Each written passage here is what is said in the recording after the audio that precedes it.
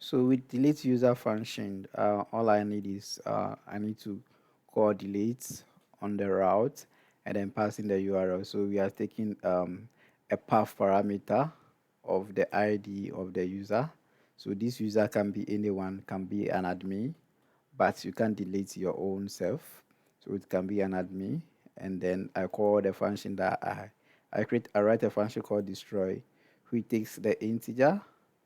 It takes the integer of the ID and then the database connection, the current user security scope, the auto get current user and the rest.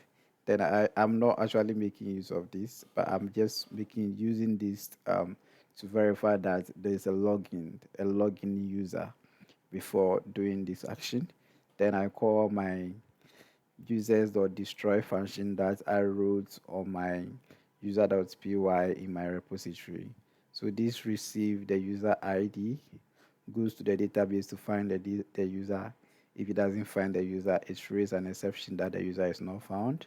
If not, it goes ahead to delete that user and then return the user details to the to the URL or to the request as a response to the request.